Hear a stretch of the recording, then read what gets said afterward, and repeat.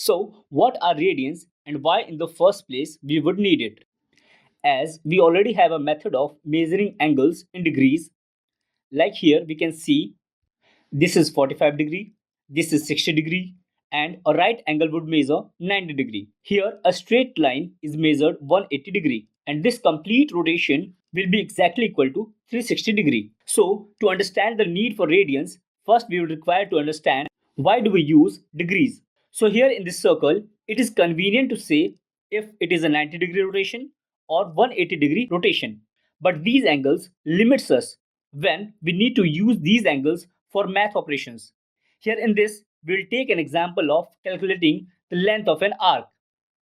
So as we know, circumference of circle equal to 2 pi r. So the length L equal to theta upon 360 into 2 pi r. Here we can see that it will work almost fine for 90 degrees and 180 degrees. But for other angles, it will get complicated and an inefficient system. For example, 15 degrees, 21 degrees, etc. Here, calculations will get evidently complicated. So, to calculating the length of arc will also get tough. So, to fix it, we got the system of radians. Now let us understand it.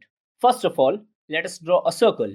Here, the O is its center and R be its radius. Now let's take this radius R and place it over here. And now align it with the circumference of the given circle. Now let's join these 2 points as well, and it will be equal to radius R. Then the angle that is formed over here is called 1 radian.